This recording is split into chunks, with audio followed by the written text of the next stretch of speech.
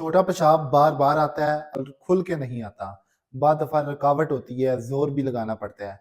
जब ये वाली कैफ़ियत होती है तो मसाने के अंदर गैस भरी होती है। मरीज़ ये समझता है कि उसको उसका मसाना कमज़ोर है, लेकिन मसाने की कमज़ोरी नहीं होती, बल्कि मसाने के अंदर गैस भरी होती है। जिस तरह गैस पेट में भरी होती है तो पेट फूला हुआ महसूस होता है, पेट में अफारा हो जाता है। ऐसे महसूस होता है जैसे बहुत ज़्यादा खाया हुआ है, पेट बाहर आ जाता है। तो जब मसाने के अंदर गैस होगी तो मसाना भी ऐसे होगा जैसे बहुत ज़्यादा फूला हुआ है या पेशाब से बहुत ज़्यादा भरा हुआ है।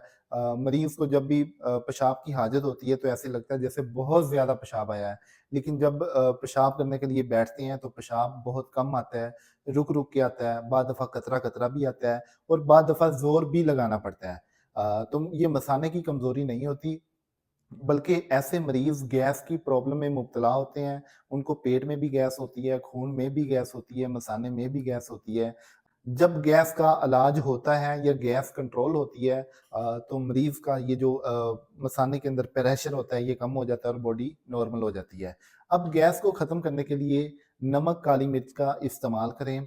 इसके अलावा शिमला मिर्च का सालन खाएँ, करेले का सालन खा सकते हैं, गोश्त बकरा, देसी मुर्गी शोरबे वाला बना के तेज़ मसाला डाल के ये खाएँ, पुदीने, अदरक की चटनी खाएँ।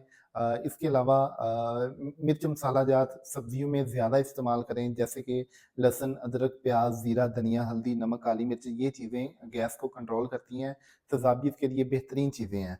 फल खाना है, फलों में अमरूद का इस्तेमाल करें लेकिन अमरूद नरम और मीठा सा हो, इस पे काला नमक, काली मिर्च करारी सी लगा के ये खाएँ। गुड़ जो है गुड़ का इस्तेमाल करें। जो भी फल खाएँ, मीठा सेब हो मीठा अंगूर हो, गरमा-सर्दा हो पपीता हो, इन फलों पे नमक, काली मिर्च ज़्यादा लगा के खाएँ। तो ये नमक, काली मिर्च ये तेज़ाबियत को रिलीफ़ करती है और जिससे गैस का प्रेशर कम होता है, बॉडी नॉर्मल होती है। जब मसाने के अंदर गैस का प्रेशर कम होता है, तो जब भी पेशाब आएगा एक नॉर्मल कंसिस्टेंसी के साथ आएगा, ना कि बहुत ज़्यादा दबाव के साथ आएगा और ना ही कतरा-कतरा आएगा, बल्कि एक नॉर्मल धार बन के आएगा। अगर नॉर्मल प्रॉब्लम हुआ, इंशाल्लाह इस डाइट को फ़ॉलो करने से ठीक हो जाएगा।